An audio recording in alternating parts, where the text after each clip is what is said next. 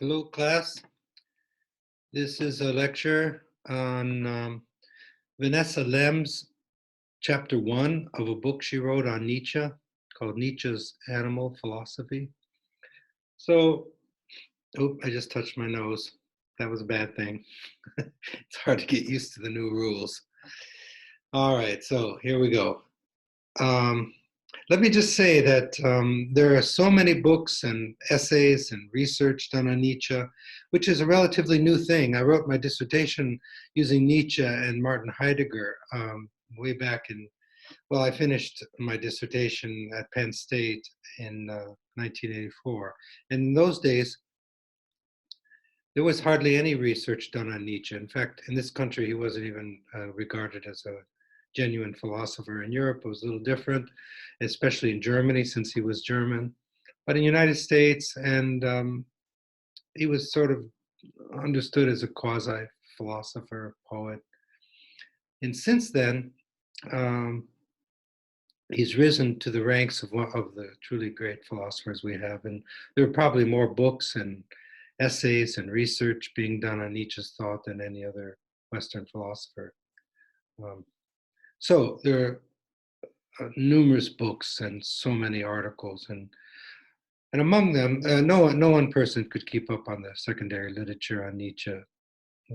But I've kept up to a certain extent on the best ones. And one of the better books that I've come across is called Nietzsche's Animal Philosophy. It was written by a woman by the name of Venessa Lemm.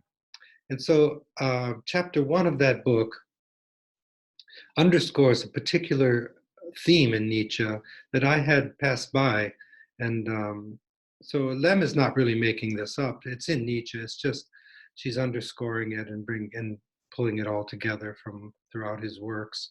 It has to do with, it's chapter 1 of the book, Nietzsche's Animal Philosophy, and it lends itself particularly well to comparison with the film that we're connecting with Nietzsche, namely Alice in Wonderland, the Tim Burton version, 2010 version. So I have 25, or I'm sorry, 29 points that I've come up with from that first chapter, and it moves pretty much chronologically through the ideas of chapter 1 of her book. But before we get into that, let me just do a quick reflection on the film. And by the way, I'm going to leave it up to you to find that film. I've tried finding ways of presenting it for you. I'm sure there's a way, but there are too many glitches. I think probably the easiest way is for you to try to secure that film in whatever way you can. It shouldn't be that hard. It's Alice in Wonderland, the Tim Burton version, the 2010 version. If it's a problem for you to get it, let me know. Just email me that you've tried and you can't get it, and we'll come up with something else. But I think you'll be able to find ways of getting that film. All right, so once you watch the film, you're going to see that when Alice falls into the rabbit hole and she dreams up Wonderland, or as it's called, Underland, which for me represents the unconscious, where dreams are made. There are these two queens. There's a red queen who's in power, and then there's a white queen who used to be in power, but is no longer in power. So remember, you have to continuously remind yourself that this world that Alice conjures up in her dreams, it's all her dream world. And all of those characters are aspects of her psyche. That's what happens in all dreams, if you think about it. When we dream, those dreams are indicative of what's going on in our unconscious and the deep recesses of our being. That's where dreams are made. So the Red Queen and the White Queen are two regimes within Alice's psyche. But there are also two forces, two regimes that are working in Victorian England at the time where she's living. And that's the very world that Lewis Carroll was living in when he wrote Alice in Wonderland. And that's the dramatic context of the world of Alice, too. All right, so what Venessa Lemm is underscoring in Nietzsche is this antagonism between what Nietzsche calls civilization and on the one hand, and then culture on the other. And well, before I read this chapter, and I told you I had passed over this idea in Nietzsche, um, I would just use those two words as synonyms, civilization, culture.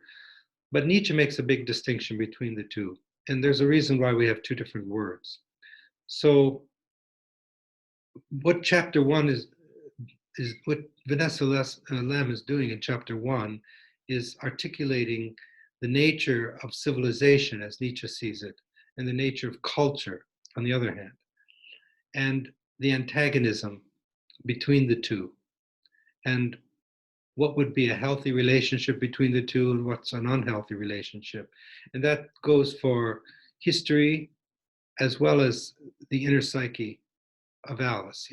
Nietzsche is always moving on two levels, as Plato did in the Republic, as we saw. What's, what's true for the individual soul can be thought of on a macrocosm level, on a political level. So he's thinking on two levels. One is societal and one is individual. So within our psyches, there is this antagonism between culture and civilization.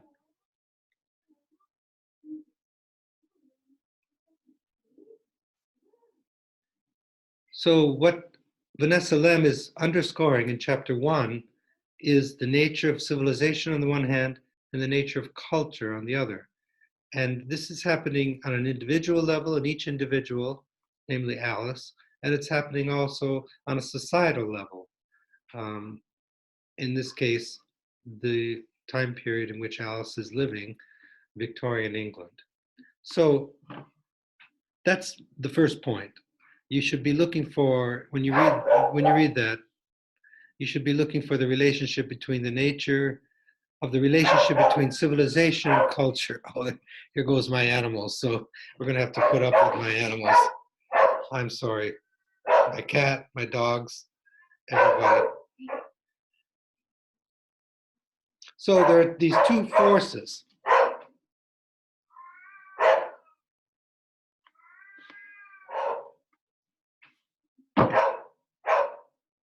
Two kinds of forces, civilization and culture.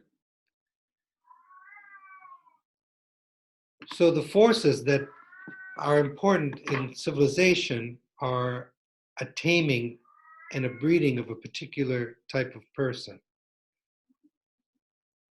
It's like animal taming.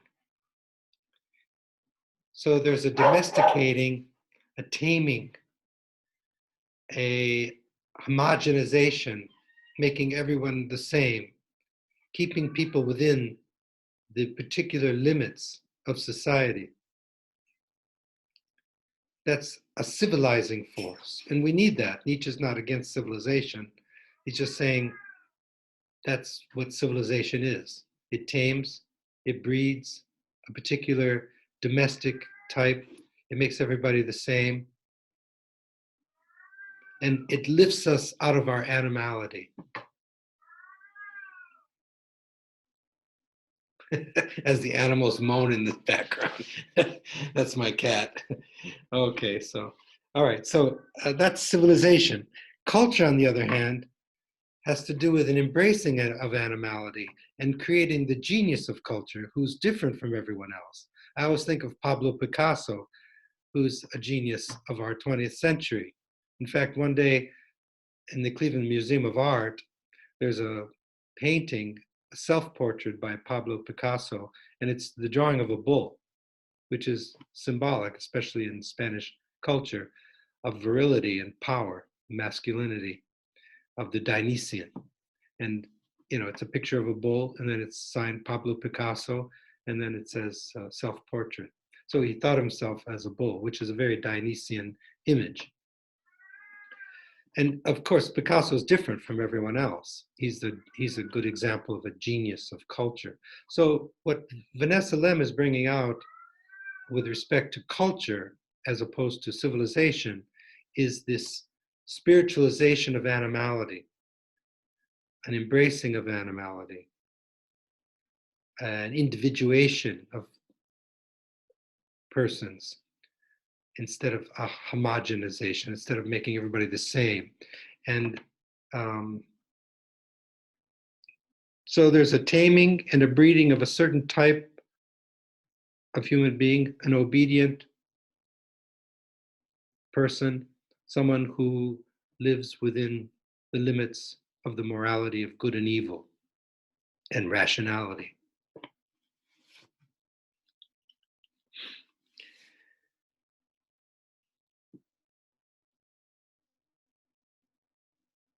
Now, another thing about animality in Nietzsche, which he associates with culture as opposed to civilization. So civilization has to do with overcoming the animal.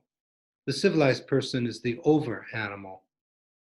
Whereas the genius of culture is someone who has embraced their animality, but at the same time has spiritualized their animality. Someone like Pablo Picasso or any other genius that you can think of.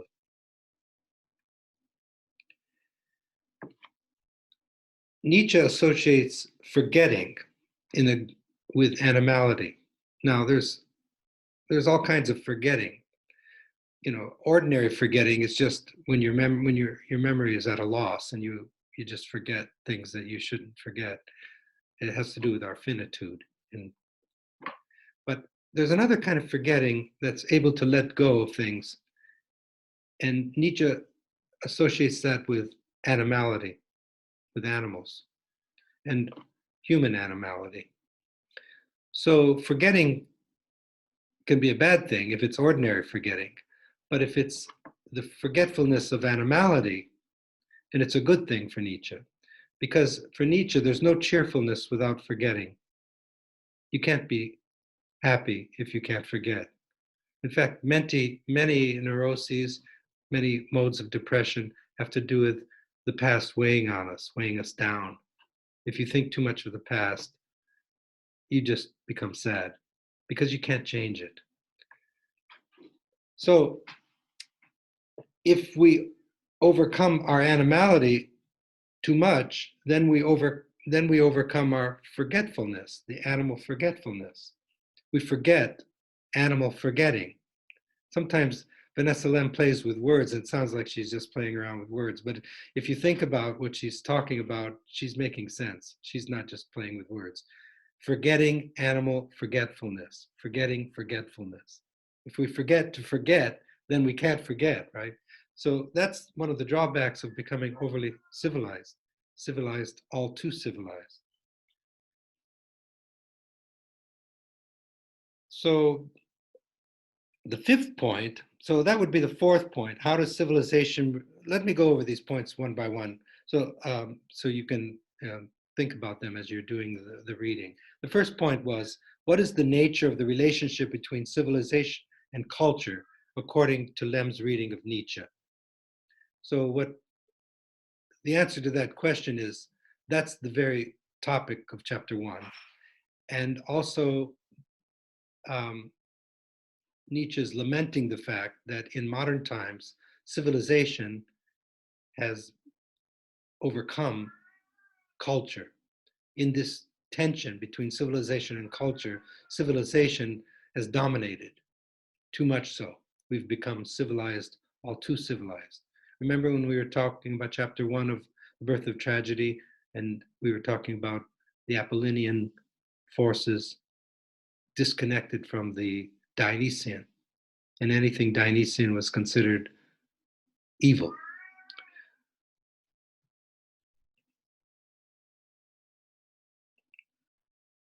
And that's the very topic of chapter 1 of the book that I put on ECN for you. Number 2 is, what two kinds of forces does the antagonism between civilization and culture reflect, according to Lemm's reading of Nietzsche? And the forces that dominate civilization, as I said, are taming, domesticating, and breeding of a particular person who's obedient to the laws of rationality and the morality of good and evil, namely Christian morality. A particular expression of Christian morality, especially the Christian morality of Victorian England, where Alice is living.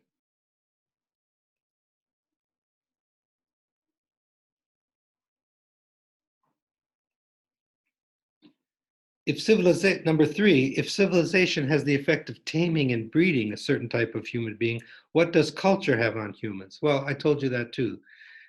The effect of culture on human beings is an embracing of all that goes with animality and a spiritualization of the animal and an individuation of the person. How am I different from everyone else?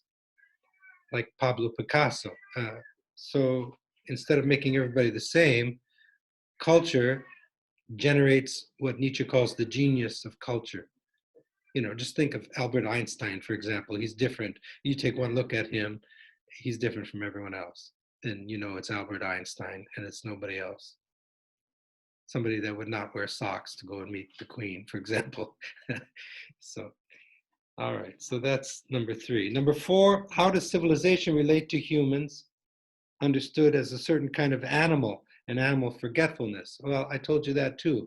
It has, since culture is an embracing of animality, and animality has to do with forgetfulness, the good forgetfulness of being lost in the moment and not being weighed down by the past, then civilization has this effect of holding one exposed and under the burden of the past, like feeling guilty and always guilty. Um, Forgetting animal forgetfulness.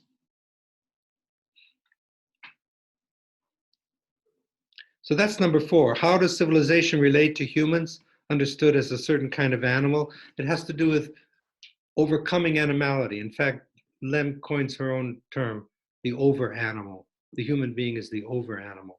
If you study the history of um, theories of human nature among the great philosophers, just about every one of them, with the very rare exceptions, Nietzsche's one exception, there are a few others, Darwin, for example, but there are very few exceptions.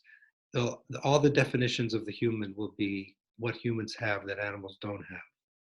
So humans are defined in terms of what of our being above the animal. If you ever watch movies and you think of somebody is trying to say the most horrible thing about somebody who commits a heinous crime or serial killer, they'll say, for example, he's an animal, and as though animality was something to be ashamed of. And so number five is, how does culture relate to human animality and animal forgetfulness? Well, the answer to that is it's an embracing and spiritualization of animality. And if we're remembering our animality, then we're remembering to forget. We're capable of forgetting. We're capable of losing ourselves in the moment, in the joyful moment, and being mindful of the moment without the burden and overburden of the past. Number six, how does another theme that she treats, a sixth theme, and this is all in chapter one. How does civilization relate to the rational and moral side of human nature? Well, civilization uses rationality and morality, namely the morality of good and evil, namely Christian morality, as its tool. Okay, so like even so rationality and morality become the tools of civilization. We become civilized by increasing our rationality and by becoming moral. a particular kind of morality, namely the morality of good and evil.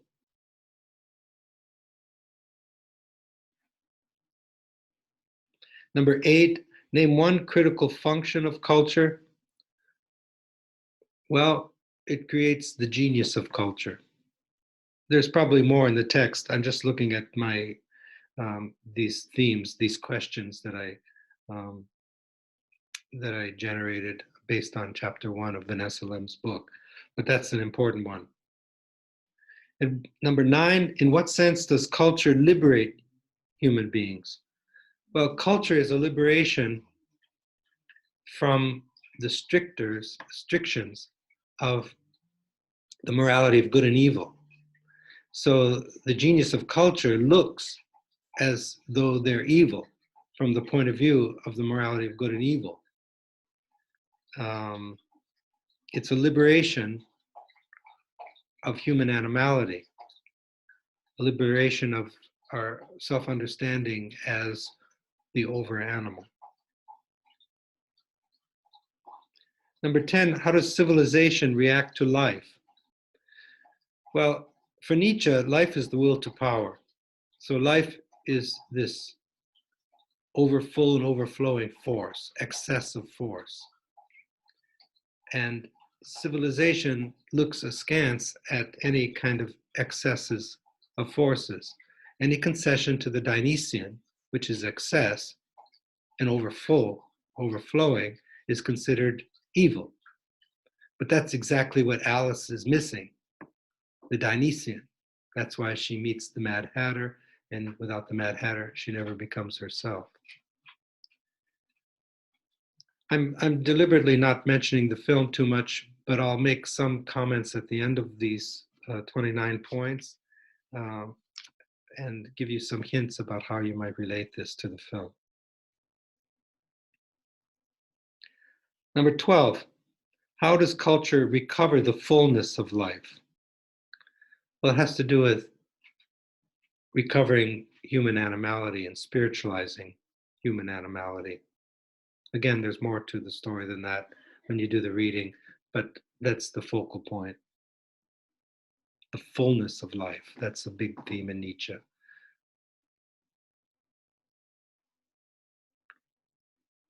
Number 13, who is Nietzsche's overhuman? Now, there's a very important idea in Nietzsche's thought. It's called the Übermensch.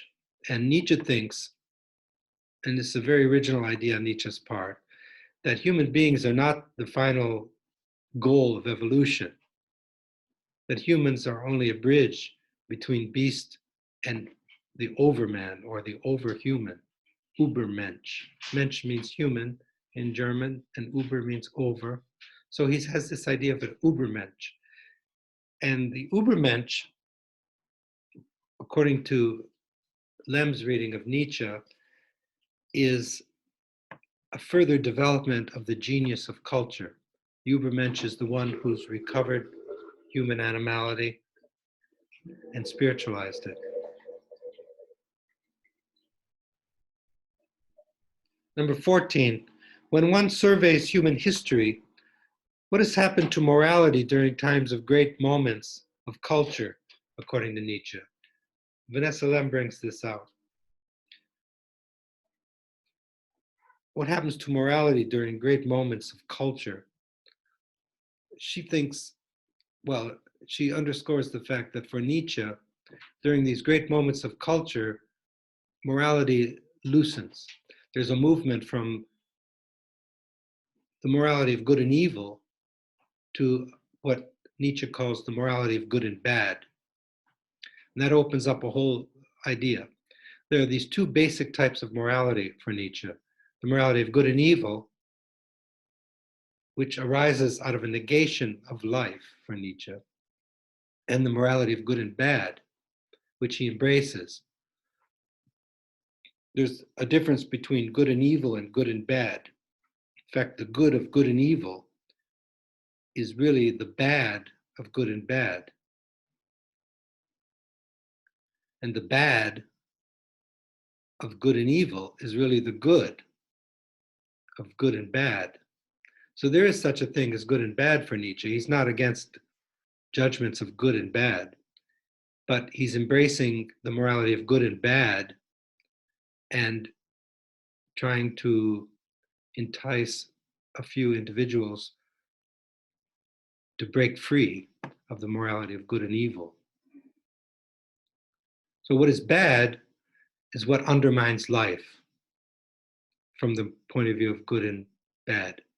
And what is bad from the point of view of good and bad, let me say that again. What is good from the point of view of good and bad is what fosters life. What is bad from the point of view of good and bad is what undermines life, what negates life. There's only two qualities in one's attitude towards life for Nietzsche: affirmation and negation. It's like logic. There's only affirmation and negation. So the good of good and bad is an affirmation of life. The bad of good and bad is negation of life, an undermining life, and it takes on all kinds of permutations. Now, the good of good and evil is, from Nietzsche's point of view,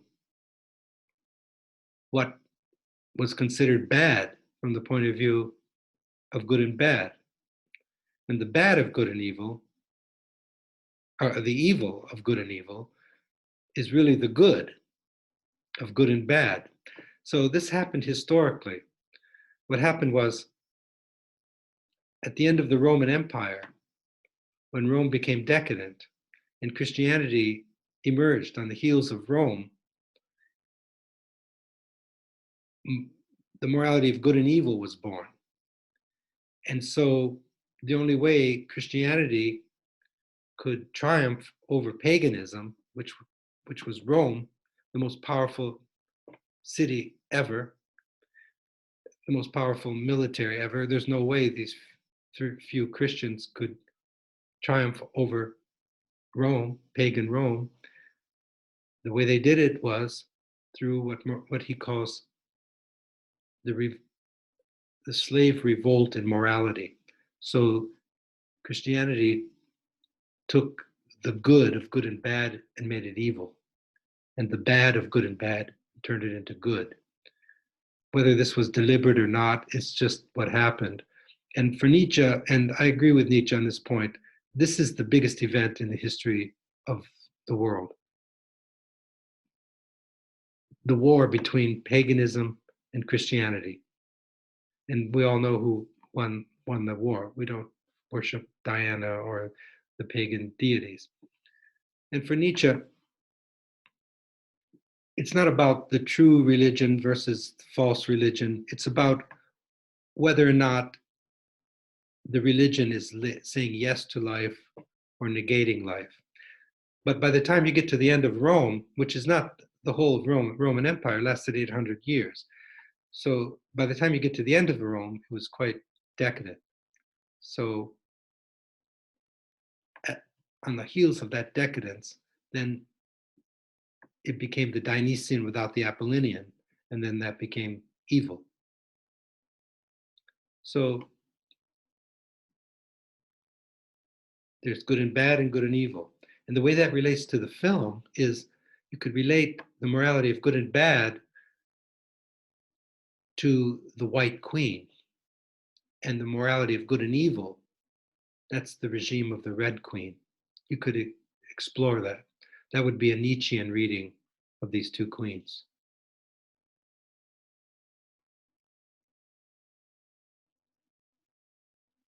Number 15, during times of willed and forced taming of the human animal by civilization, how do human beings regard the most spirited and bold natures?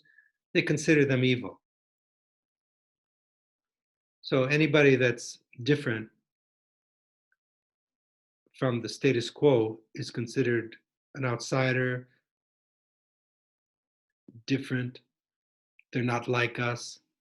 It sort of moves into xenophobia. There's the othering of the other. So during times when civilization is dominating culture, then anybody who's different goes voluntarily to the madhouse. That's what that film One Flew Over the Cuckoo's Nest was all about, a long time ago, for example. So the answer to the question, and there's a lot more to it than what I'd like you to, I'm just trying to make these points for you and then give you something to, when we're all finished, I'll just read them one more time. Or actually, I could hold the paper up to you and you can look at them. No, it'd be better if I read them.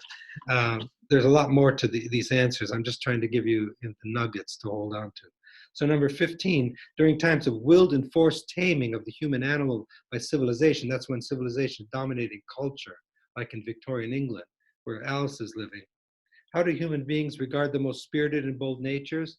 Well, they're either outcasts, like Alice was, and her mother is looking at her askance. They want to appropriate her, adapt her to. They want her to marry Hamish, for example, and who's a lord, and the forces of utility take over, and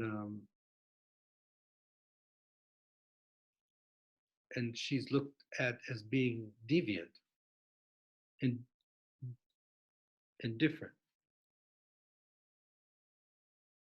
Number 16, how does civilization look upon people who demonstrate a free nature, the free spirits? Well, that's just a continuation of 15. They look at them as deviants. So there's this any kind of transgression of the mores of good and evil, of the values of good and evil, are considered deviant and downright evil. 17. When civilization rules over culture, what happens to human nature? Well, it becomes tamed, domesticated, adapted to the forces of good and evil and to rationality. When culture rules over civilization, what happens to human nature? It produces the rare geniuses of culture. Number 19, what is Nietzsche's solution to the rule of civilization over culture? Well, here's the big thesis of Nietzsche, and Venessa Lemm brings out. There always will be this antagonism between civilization and culture, but he wants there to be a kind of fallacious discordance. I know that's an awkward expression, but it's sort of like a volley in tennis or ping pong. When if the volley goes for a long time and somebody says, "Oh wow," and then somebody, then it's people praise the game because the two opponents are bringing out the best in each other. They can't fool each other, and the volley goes for a long time. So what Nietzsche is looking for in a healthy civilization and a healthy psyche would be these two forces, antagonistic forces. They keep their antagonism. There is a tension there, but it's not harmony. It's like a volley in volleyball or in ping pong or in tennis or something, and the volley goes on. The opponents bring out the best in each other. And civilization then tames to a certain extent the animal, but culture then gives a certain wildness to the tamed animal. There's a certain fallacious discordance, happy discordance. He wants, but what he's lamenting is the dominance of civilization over culture. And that happened, as I said, with the triumph of the morality of good and evil over the morality of good and bad. And with that triumph goes also the elimination of the Dionysian. And what were the two most Dionysian arts for Nietzsche? Music and dance.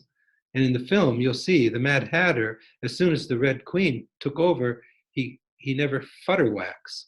That's an important point because futterwhack is a dance. It's a very weird dance. And then when Alice slays the Jabberwocky, then he futterwhacks. And at the end of the film, when Alice comes out of the rabbit hole, she does this little futterwhack dance. So that what that symbolizes is a reclaiming of the Dionysian, the dance. The dance is the freedom of movement.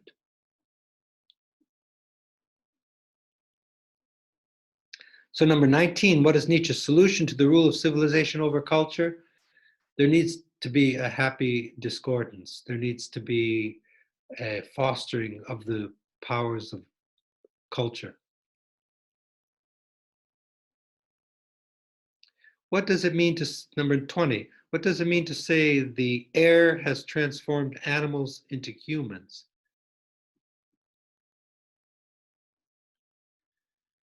Well, what Nietzsche is saying is that the air has to do with denying the fact that humans are animals in the first place.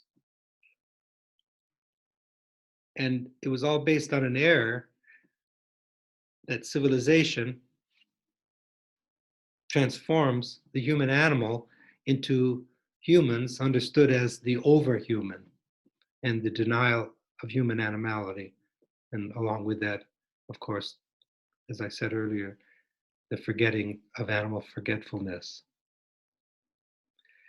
By the way, the other thing about animality for Nietzsche is the dream. He associates dreaming with animals, and it's the animal in us that dreams. And I think what Nietzsche is saying is that the dream goes deep into our unconscious, and our bodies are part of our unconscious, our bodily. So it's our bodily animality that's dreaming. So when civilization dominates culture, then there's this overcoming of the animal. Then there's also the lack of the dream. And for Nietzsche, dreaming is art. All art is dream work. The artist is a dreamer. Lewis Carroll dreamt up Alice in Wonderland. Every artist is dreaming. It's a daydream, it's a night dream. They just keep on dreaming, and it becomes a work of art. So without culture, there's no dream. Without dream, there's no art. Number 21, what does it mean to say that truth is perhaps capable of returning humans to animality? What Nietzsche, that's another theme that she brings out. It's all this is in Nietzsche. She's just underscoring it, pulling it all together. That's the work that usually good secondary texts do. Like I said, when I had studied Nietzsche carefully, and I had completely passed by this distinction between civilization and culture. Like I said, I use the words as synonyms, but now I'm careful, and and I think more carefully about these two forces. So truth is perhaps capable of returning humans into animals. What that means is, if we're honest, we recognize the fact that our genus is animals. The ancient philosophers had no problem with that.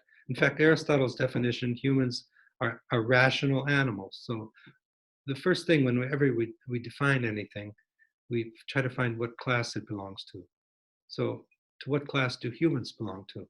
Well, are we plants? Well, part of us is a plant, but we're not mostly like plants. Are we inorganic substance without any life? No, no, that's not what we are. Are we animals? Okay, go look in the mirror.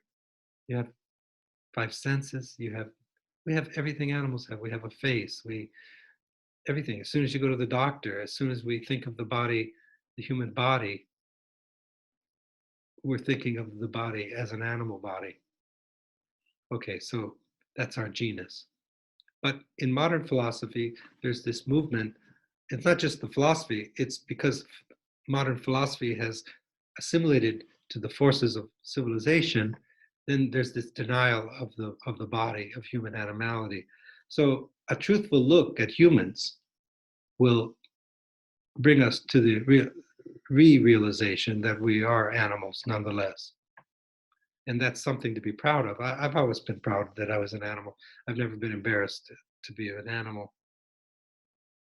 So he says truth is perhaps capable of returning humans into animals, and which would be a good thing for Nietzsche.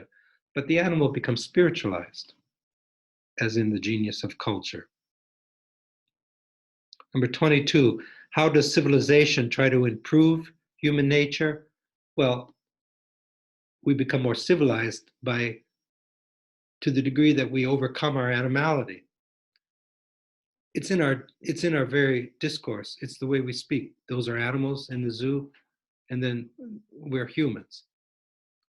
The distinction makes no sense because humans are animals. It would be more accurate to say the human animal. We're just one species among others. We're different from the others, but we are animals. So the improvement is to use rationality, morality, to overcome our animality, and to tame us, to breed a particular docile body, one that's assimilated to the forces of civilization.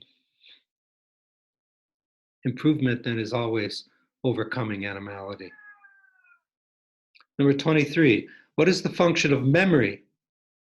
What is the function of the memory that civilization breeds into humans regarding morality, rationality, and human animality?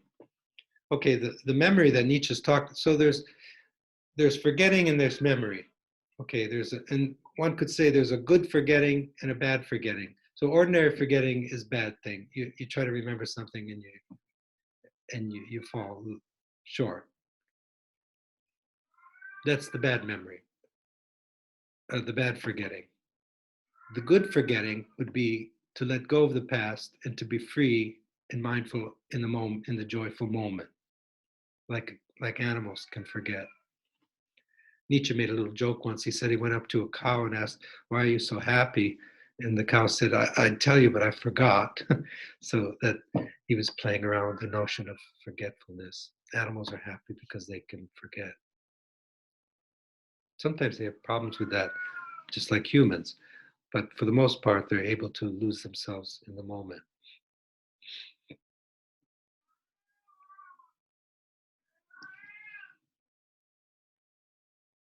So what is the function of the memory that civilization breeds? So just like there's a good and a bad um, forgetting, there's a good and a bad memory. So the good memory is the power of recalling the past whenever you like, deliberately. And sometimes among old people, that becomes a great joy for them. They get together. My mother was talking about that the other day at the beauty shop. She got together with her old friends and they were reminiscing and they had a gay old time. That's a good memory. But there's a bad memory where there's an inability to forget. One cannot not one cannot forget. So there's this, and so what civilization uses as tools is this memory regarding morality and rationality.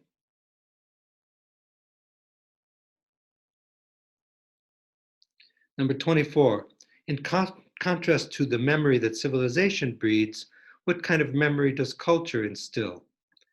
Well, it has to do with the memory of human animality.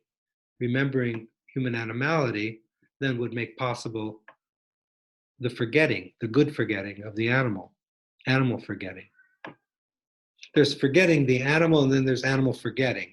You have to be careful with her wording because, but she's very careful in her wording. If you read quickly, then it just sounds sing-songy, and you start losing her ideas. But think about that. Animal forgetting is the good thing that animals have. They can forget and therefore become cheerful and in the moment. But forgetting the animal would make impossible animal forgetting because forgetting is part of our animality. So there's animal forgetting and forgetting the animal. Number 24, in contrast to the memory that civilization breeds, what kind of memory does culture instill? I just talked about that. 25, how does this counter memory of culture function? Well, that too I've already mentioned. There's probably more to it in the text. but it has to do with the counter memory of culture, has to do with the memory of human animality and all that goes with that. Let's see. 26. In opposition to civilization's task to impose a universal form onto human nature, what is the result of cultivation, of the cultivation function of culture on human nature? I already mentioned that, anticipating that one. There's this homogenization. Nietzsche doesn't use that word, but when you homogenize something, you make everything the same. So what civilization does is it makes people the same. And then any kind of difference becomes deviant or evil.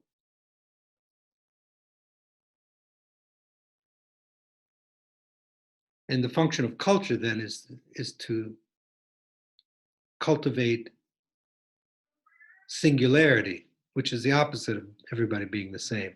Like I said, someone like Picasso or Albert Einstein, you just take one look at them and you know who they are. Or painters, they have a style about them.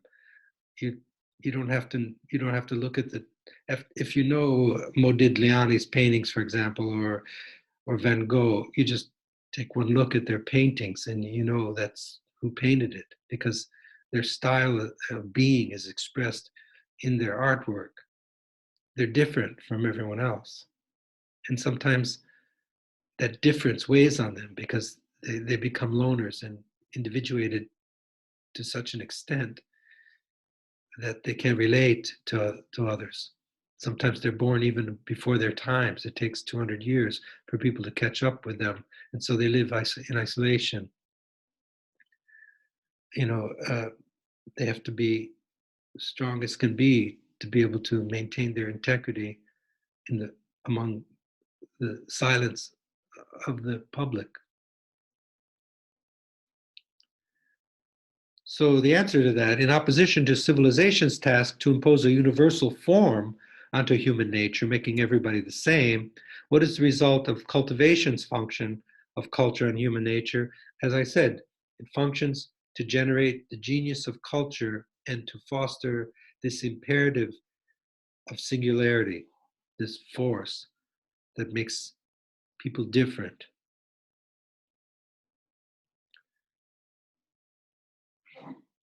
Number 28, what irony does Nietzsche see in civilization's attempt to forget the bestiality of pre-civilized human beings? It's been a while since I read the chapter, actually, to be honest, but I think what he's talking about there, and you can check the text yourself, the irony is the bestiality inherent in the yes, and now I recall. See, in the film, the Red Queen is very cruel. If you count how many times she talks about cut off his head, off with his head, she says, many times, and it's always the first time it's with animals, and it's usually about animals. There's a certain cruelty about the Red Queen. Now, if the Red Queen represents the forces of civilization, then there's a certain bestiality and cruelty inherent in civilization. This is the irony.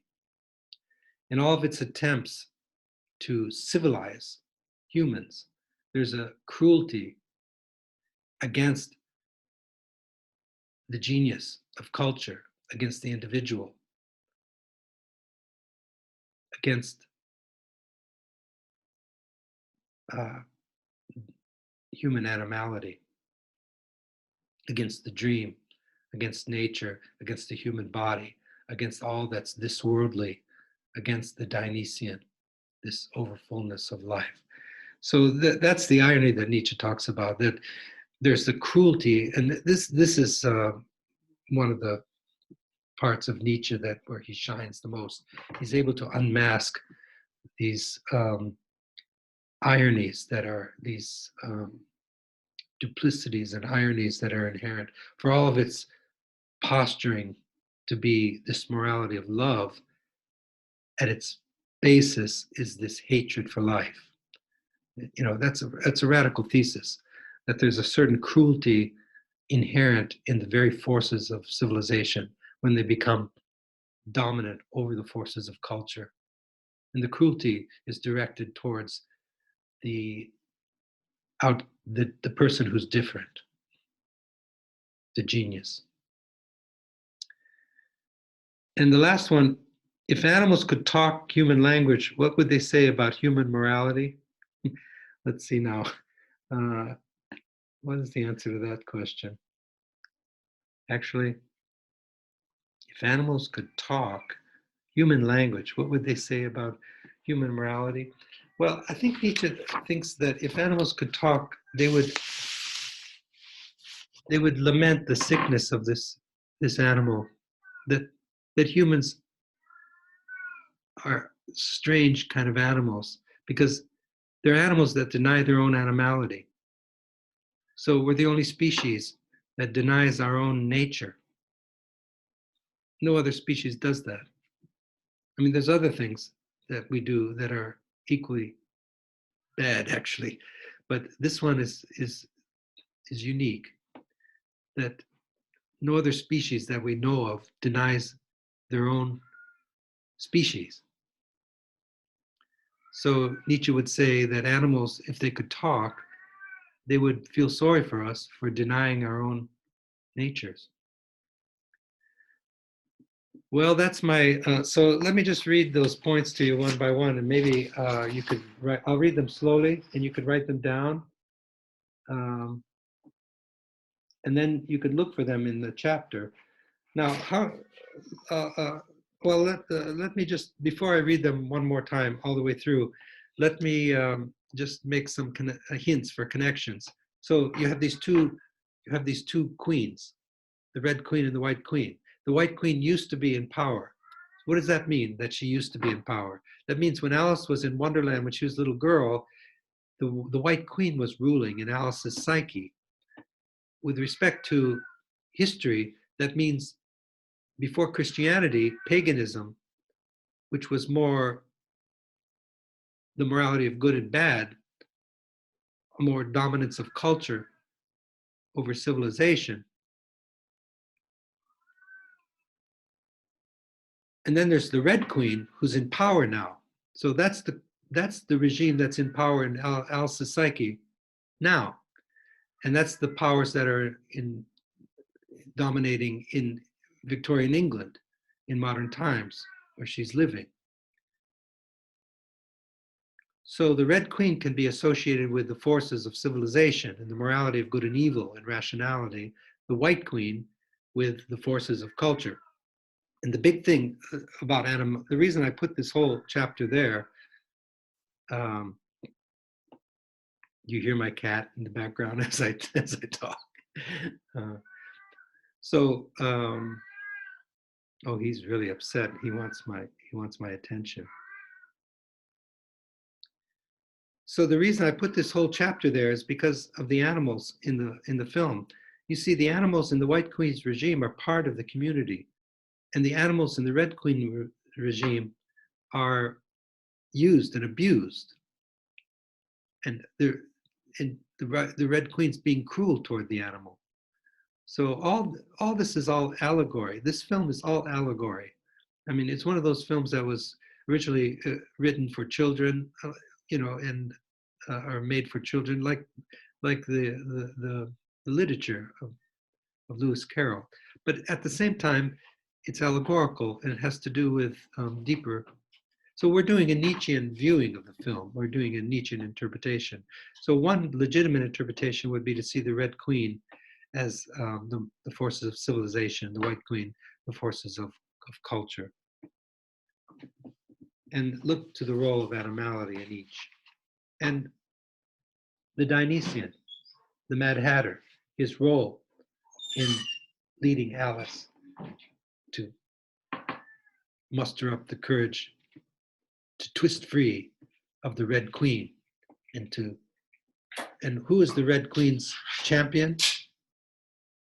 The Jabberwocky. So you need to interpret the Jabberwocky. The whole film hinges on Alice's slaying the Jabberwocky. So here are the, I'm going to 7 points. Number 1, what is the nature of the relationship between civilization and culture according to Lemm's reading of Nietzsche? So I talked about that. Look for that. Number 2, what two kinds of forces does the antagonism between civilization and culture reflect according to Lemm's reading of Nietzsche? Number 3, if civilization has the effect of taming and breeding a certain type of human being, what effect does culture have on humans? Number 4, how does civilization relate to humans understood as a certain kind of animal and animal forgetfulness?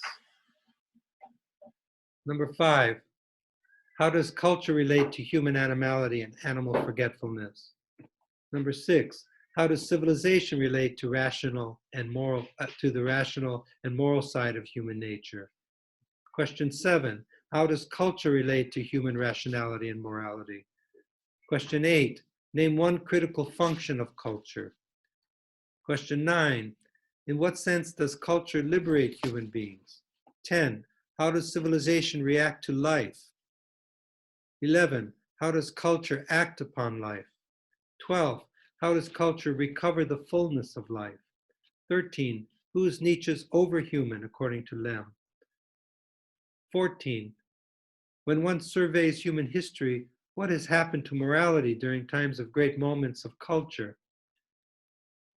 15, during times of willed and forced taming of the human animal by civilization, how do human beings regard the most spirited and bold natures?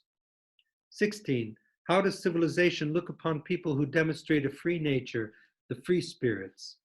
17, when civilization rules culture, what happens to human nature? 18, when culture rules over civilization, what happens to human nature? 19, what is Nietzsche's solution to the rule of civilization over culture? 20, what does it mean to say the air has transformed animals into humans? 21, what does it mean to say that truth is perhaps capable of returning humans into animals? 22, how does civilization try to improve human nature? 23, what is the function of memory, of the memory that civilization breeds into humans regarding morality, rationality, and human animality? 24, in contrast to the memory that civilization breeds, what kind of memory does culture instill? 25, how does this counter memory of culture function? 26, what does Nietzsche mean by cultivation of culture, by the cultivating powers of culture? 27, in opposition to civilization tasked to improve, to impose a universal form onto human nature, what is the result of the cultivation function of culture on human nature? 28, what irony does Nietzsche see in civilization's attempt to forget the bestiality of pre-civilized human beings? And 29, if animals could talk human language, what would they say about human morality? So those are 29 questions which Venessa Lemm addresses. All the answers to those questions she brings out are in Nietzsche, but she underscores them, she pulls them all together, and she makes this chapter, which I find very readable. It's called Civilization and Culture. It's chapter 1 of her book, Nietzsche's Animal Philosophy. And it lends itself to the film quite nicely. So please email me if you can't get a hold of the film, and then we'll see if it becomes a problem. I'll look into it a little bit more. I tried, and I couldn't come up with any kind of viable way of getting it all to you. But there's, I think if I just leave it up to you to find it, you'll be able to find the film. So whenever you can watch the film, the sooner the better. So that's the reading. I would just take my time, get that chapter. It's on ECN. It's Venessa Lemm, L-E-M-M. It's chapter 1 of her book, Nietzsche's Animal Philosophy. I hope this was helpful. And I'll post this right now. So, peace.